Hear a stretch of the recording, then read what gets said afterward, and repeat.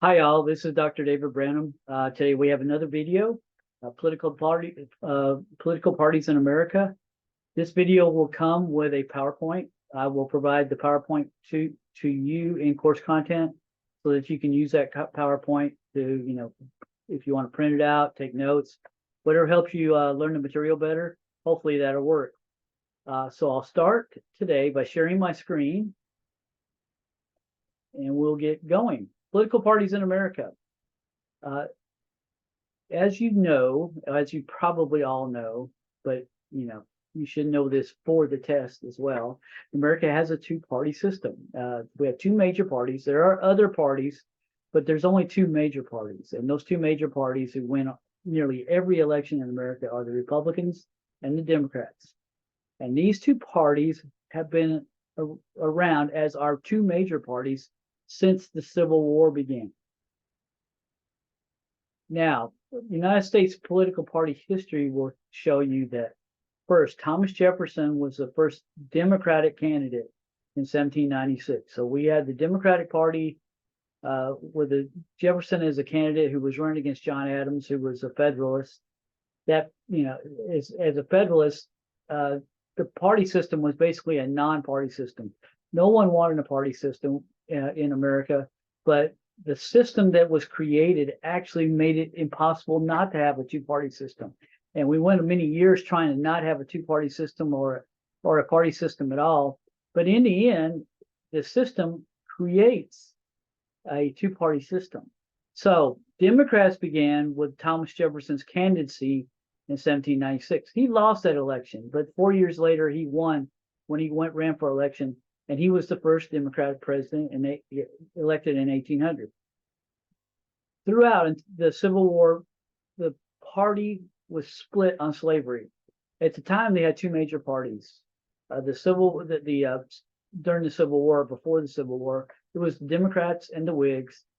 Neither one of them could agree on slavery. So because slavery was a hot issue and neither party could agree on it, a new party formed, the Republicans, which were the anti-slave party. And their first president was elected was Abraham Lincoln in the 1860 election. As soon as Abraham Lincoln was elected, the South seceded, Civil War began, and we know the history of that. But when that election occurred and Abraham Lincoln became president in 1861, the Whigs basically dissipated after that. And then we had a two-party system of Democrats who were divided on the slavery issue, but those Democrats, because the Republicans were not in the South with the anti-slave platform, the Democrats became dominant in the South. Problem for the South was, even though all of them pretty much were Democrats, was there were just a lot more people in the North. So the Republicans pretty much dominated the North while the Democrats dominated the South. And if you look at the picture there, we have on one side we have the 1860 election. You can see in green that was the Southern Democratic candidate Breckinridge. In green, all the Southern states were basically for the Democrat Breckinridge, and it was solid. The Northern states up there in blue, it looks like it's about 50-50, but the reality was it was a major majority of blue states. So Abraham Lincoln won the election very easily. I think Abraham Lincoln actually won 2 counties in the South. Out of 1,000 or so counties in the South, he won 2. That means 998 out of 1,000 counties were against Lincoln. So you could see the real split that was going on in 1860. Well, with the Civil War, the post-Civil War, Reconstruction and so forth, the Democrats dominated the South, and it stayed that way for decades. On the right next to it, you can see the election of 1924. You can that election was 64 years. Excuse me. That election was 64 years later after that first Lincoln election, and you can see that the map looks pretty much the same. Where Republicans are dominating the North, Democrats are dominating the South. We know now. I mean, we know that we've added a lot of states there: New Mexico, Colorado, Arizona, Utah. A lot of other states have been added, Montana, but those states are Republican. The southern states were Democrat. So from 1860 to 1932, the Democrats dominated the South, Republicans dominated the North. They didn't dominate the North as much as the Democrats dominated the South, but the Republicans were so high in number that there was a clear edge for the Republicans going forward. After the Civil War, Democrats were strongly dominant in the South, and the Republicans were the majority in the North. With the North being more populated, Republicans dominated elections until 1933. Between 1860 and 1928, Republicans won 14 of 18 presidential elections. So there were a few Democratic wins in there, and they were very close wins. For instance, Woodrow Wilson won 2 of those elections because the Republicans actually split their vote between Taft and Roosevelt and allowed Wilson to win with just a little over 40% of the vote.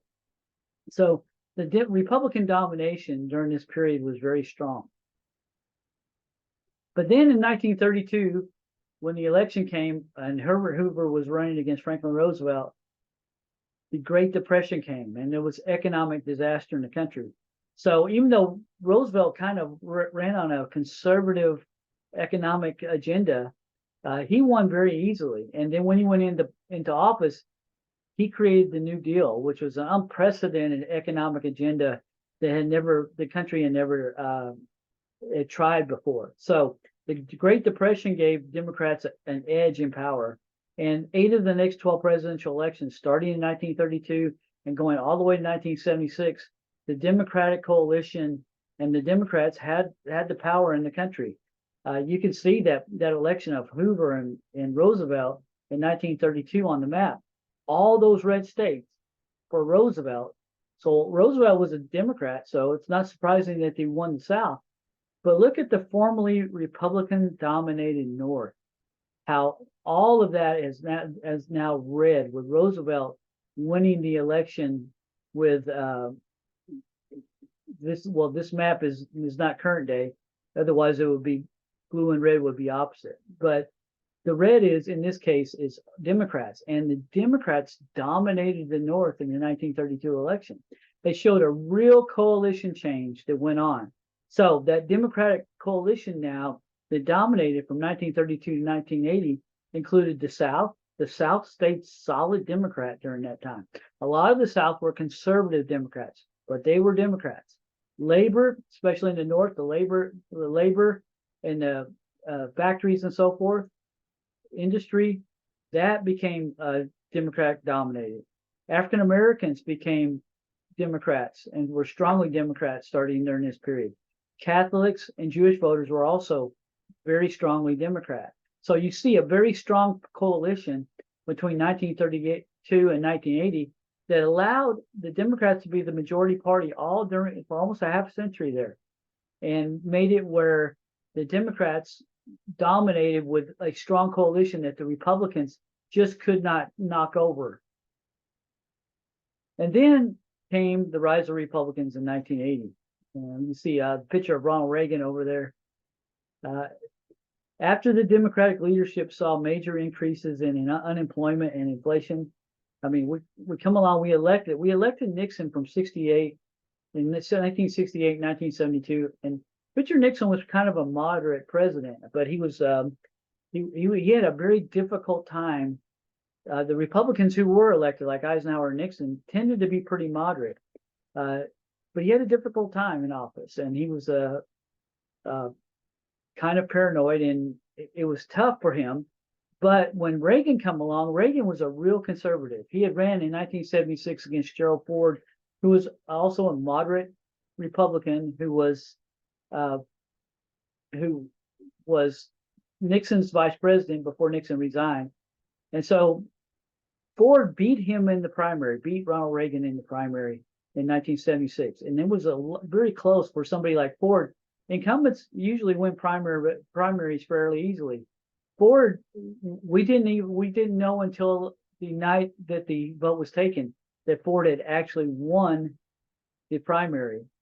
But it was a close race, and Ford won. And then he ran against Jimmy Carter, a Democrat, and a Democrat beat him. So The Republicans once again took a defeat in this era in 1976. But when Carter took over, inflation rose, unemployment rose, things went very badly under Carter's regime.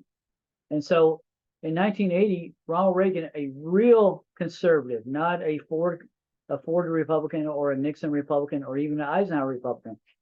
Reagan was clearly a very conservative Republican in compared to all the other Republican presidents that we had during that period between 32 and 80. And we didn't have that many, but he was a clear conservative. And so Reagan ran, and what Reagan needed to do was get a new coalition because that Democratic coalition was tough. So the first thing he did was he got the white Christian voters, and he ran on a pro-life platform, basically saying the Democrats were pro-choice. Before this, abortion was not a big issue, but Reagan made this a big issue because he was pro-life on abortion. He was also a social responsibility president, where he thought people should be socially responsible for what they did, and so he was an anti-drug. Nancy Reagan, his wife, was a just say no to drugs first lady. So social order was a big part of his platform, and an even bigger part of his platform was this low tax economic plan. He wanted to cut taxes, and he actually claimed that the federal government would get more revenue by cutting taxes because people would be able to keep their money and people would work harder. That didn't really occur, but because of this, he had that new coalition of white Christians who were pro-life, and so they were normally back and forth between Democrat and Republican. Now they were Republican behind Reagan. Reagan also got those conservative Democrats in the South and started converting them to Republicans. And it was really the kids in the South who did it. In 1980, Texas, for instance, was solid South, solid Democrat, all the way up until 1980. In 1980, Texas A&M University had 1,000 college Republicans. That was just unheard of. The Republicans were basically taking over the conservative states, saying, look, we are the conservative party, the Democratic Party. Look who's in the Democratic Party. People like Dianne Feinstein, Jesse Jackson, Jerry Brown, Edward Kennedy, Walter Mondale. These people were very liberal, and they were leaders in the Democratic Party.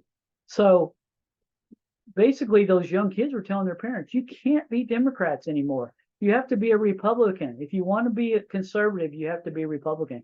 And those kids converted a lot of their parents over. Ronald Reagan was the leader of that movement. And so the Republicans had a new coalition of white Christians and all those conservatives in the South, and it made them a majority party during this time. So from 1980 to 2004, Republicans won 5 out of 7 presidential elections. Now, those elections were close for the most part.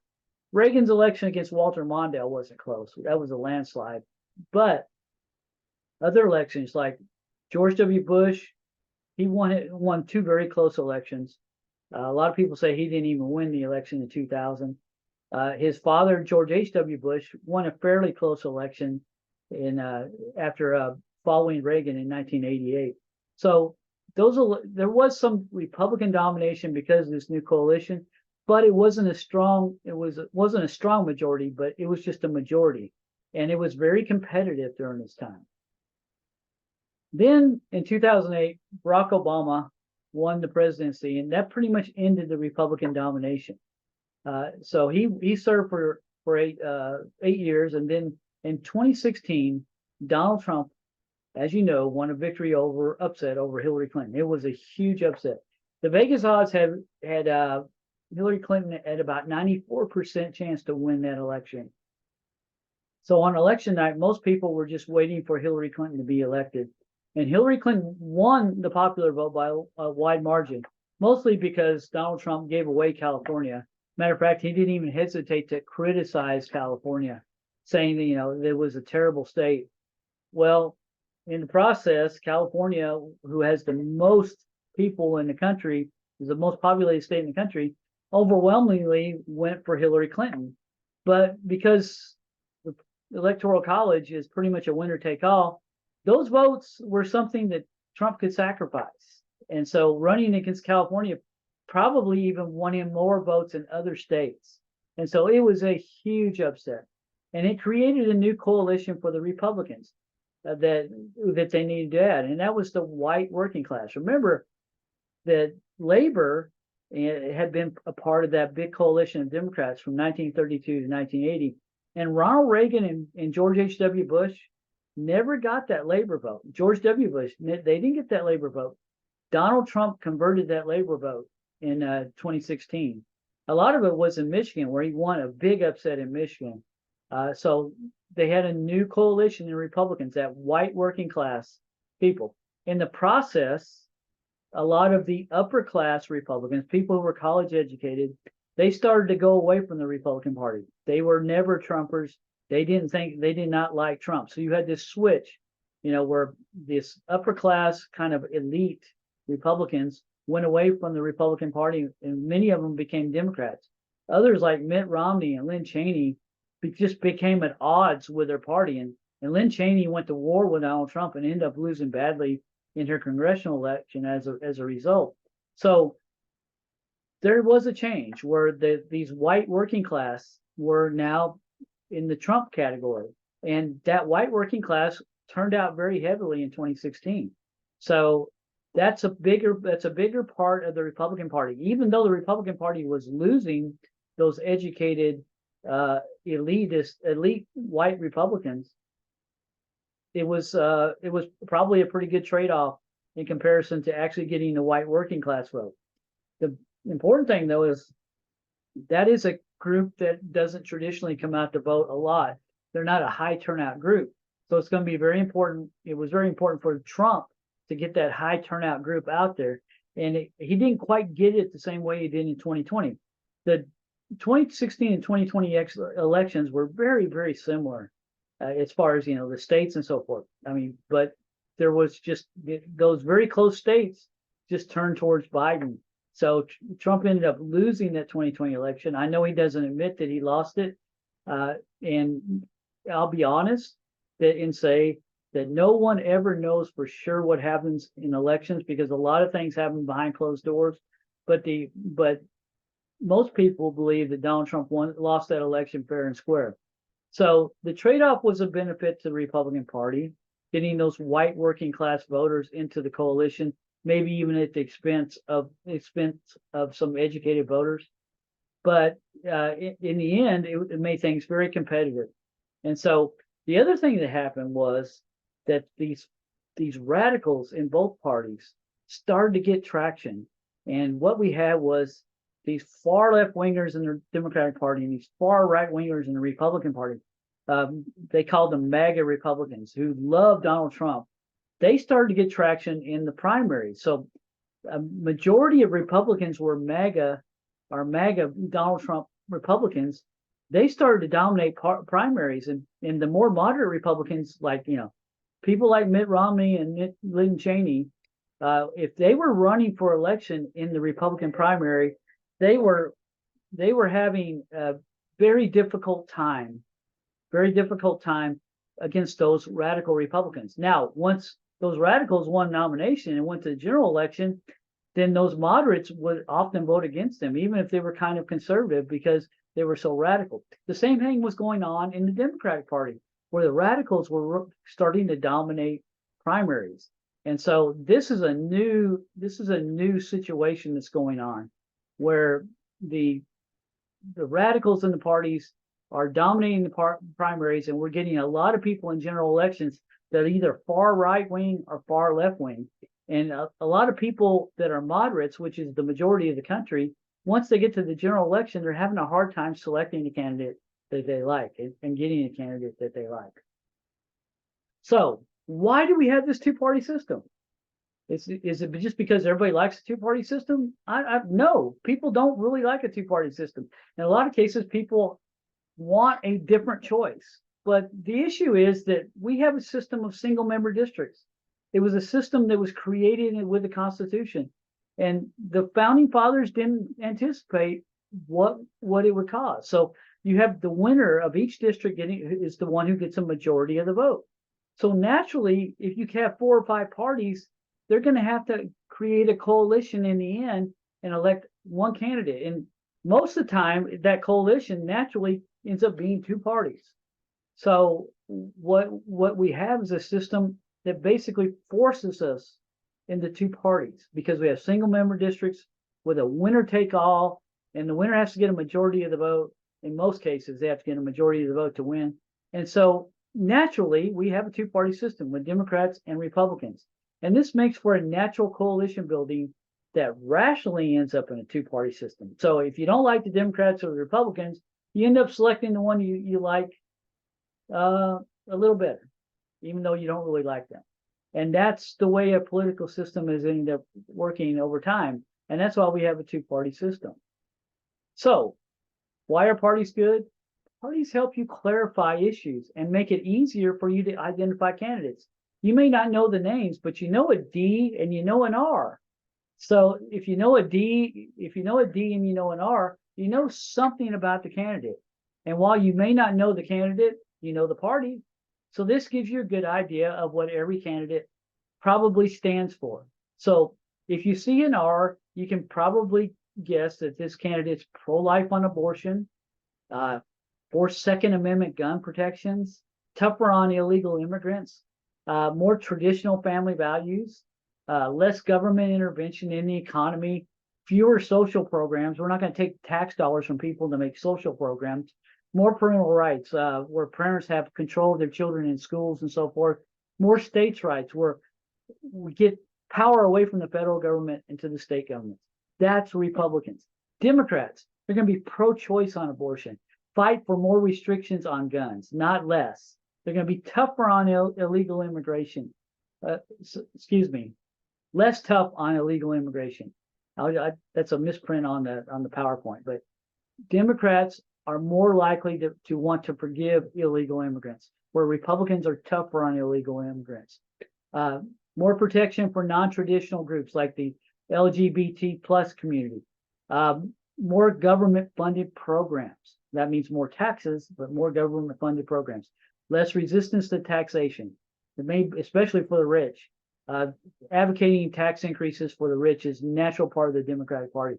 More government intervention against parent wishes, where, for instance, they want to give teachers and educators the power to educate their children. One big issue is the transgender issue that's going on, where schools want to give the power to themselves on transgender issues. Parents want the power to be theirs.